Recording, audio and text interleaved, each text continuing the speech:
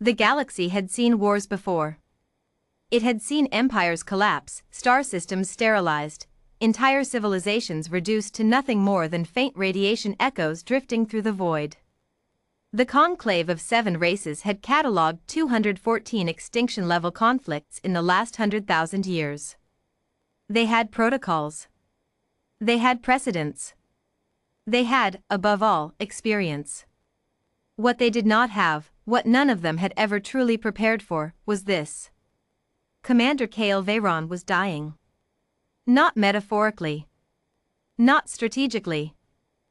He was dying in the most literal, biological sense, his ship a burning wreck tumbling through the debris field of what had once been Outpost Moran, his oxygen reserves at 11%, his co-pilot Zywa already gone, killed in the first volley from the Dreth warships. The Dreth had not declared war. They never did. That was their method, swift, surgical, undeniable. By the time the Conclave filed a formal protest, 17 of Kale's people would already be dead and the Dreth would simply deny everything with that cold, four-eyed contempt they wore like armor. Kale pressed his forehead to the cracked viewport. Outside, the stars wheeled slowly as his ship rotated on its broken axis. He opened the emergency frequency, the one reserved for Conclave distress calls, and broadcast his coordinates. He did not expect anyone to answer. He was in Sector 9, the no-man's region between Conclave space and the uncharted territories beyond the Varen corridor. Nobody with any sense operated out here. Nobody monitored these frequencies. This is Commander Kale Veyron of the Moran garrison. My ship is destroyed. Crew of 12, 11 dead. I am the sole survivor. Oxygen remaining, 9%. If anyone receives this signal. He paused. Swallowed. Please. Anyone. Static. Then, from somewhere impossibly close, a voice. Commander Veyron, this is UNSS Relentless. We have your position. Do not move. We are coming. The accent was strange. Clipped. Utterly unfamiliar. Human. They pulled him out with 4 minutes of oxygen to spare. Kale remembered very little of the next 18 hours, warmth, the smell of something synthetic and sweet that the humans called coffee, and the strange, overwhelming sensation of being looked after by creatures who asked nothing in return, who simply handed him blankets and asked if he was cold, if he was hungry, if he needed anything, anything at all. The human who sat across from him when he finally came fully awake was large, broad-shouldered, with close-cropped silver hair and a jaw like the prow of a warship. His uniform bore 3 stars arranged in a tight triangle above his chest, the mark, Kale would later learn, of a fleet admiral.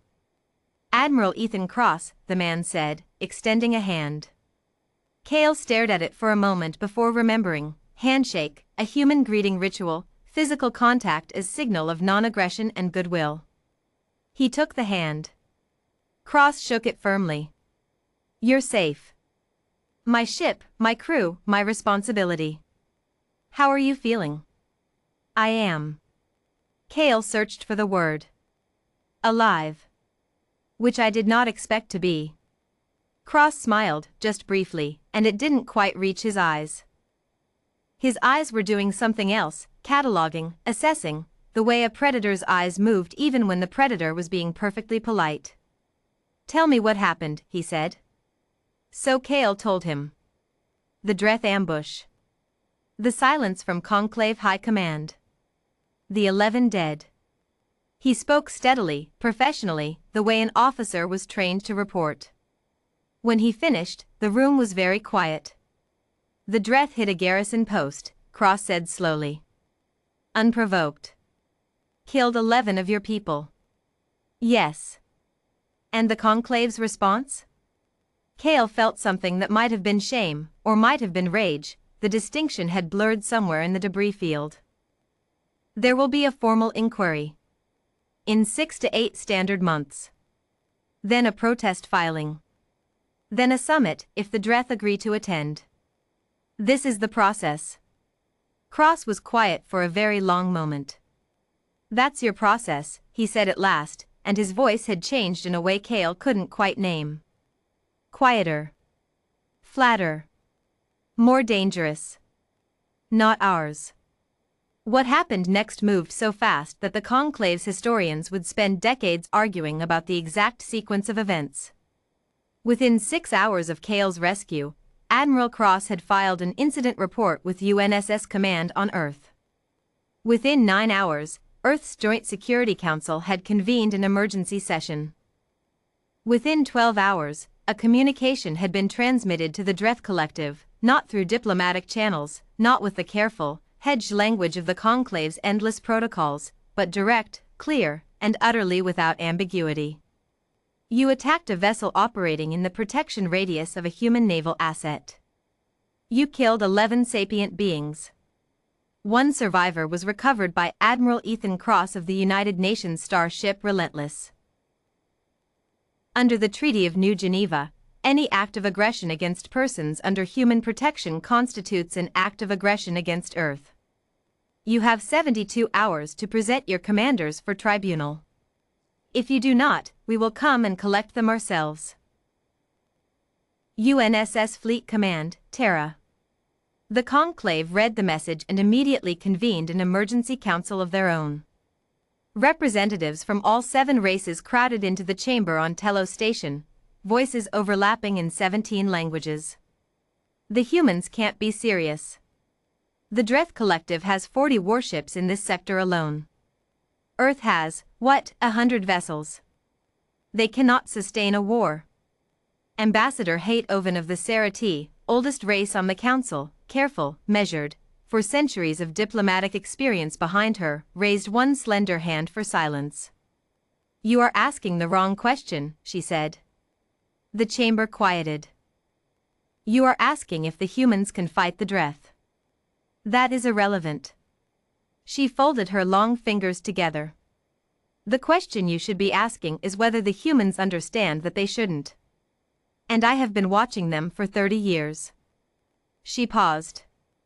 "They do not." Cale was standing on the bridge of the Relentless when the Dreth response came in. It was not a surrender. It was not a tribunal offer.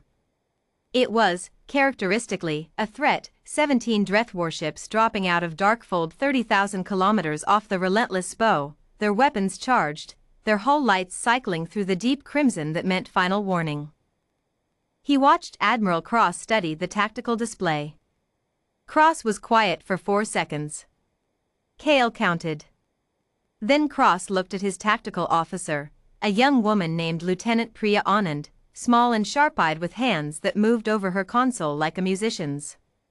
"How many of our ships are in response range?" 14 in immediate strike range, sir. Another 32 within 2 hours. "And the Dreth know this?" "Yes, sir." "Good." He looked back at the display. "Open a channel to the fleet." The channel opened. "All UNSS vessels," Cross said, and his voice was the same voice he'd used to offer Cale a blanket and ask if he was cold, level, unhurried, almost gentle, which made it somehow worse. "This is Admiral Cross. One of ours went down in Sector 9. We pulled out 1 survivor. 11 didn't make it.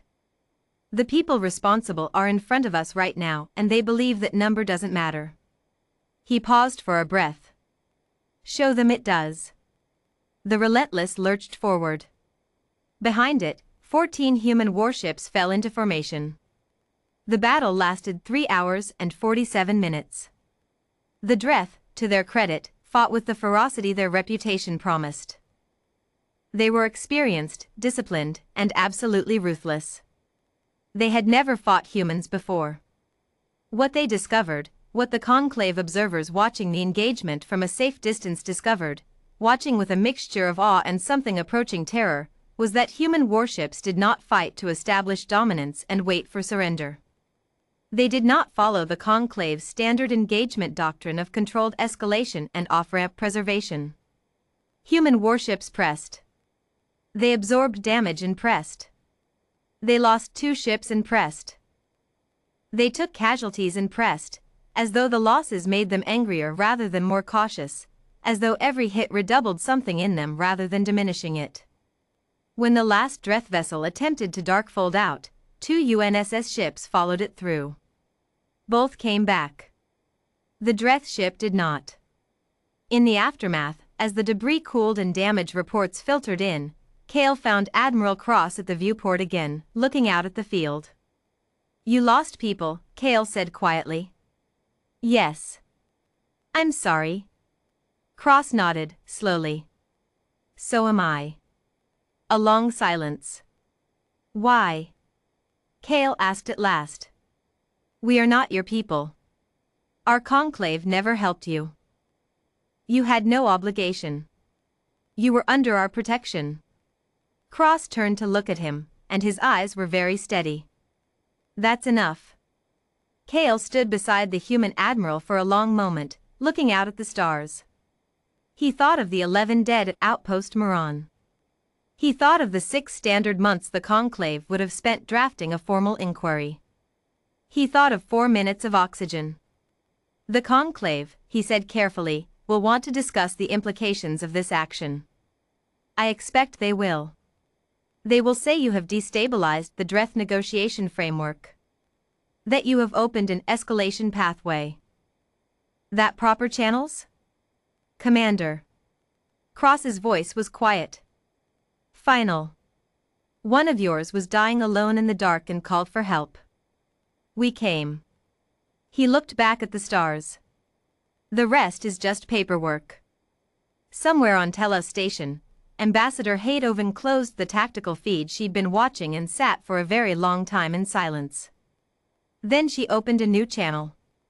"Begin drafting the formal request," she said. "Earth Expeditionary Treaty. Priority 1. We are going to want the humans on our side before someone else makes them an enemy." She paused. "They saved a single survivor, 1 man, and fought 17 warships for him. Do not be the civilization that learns what they do when they lose someone permanently." She closed the channel. Outside, the stars were very still.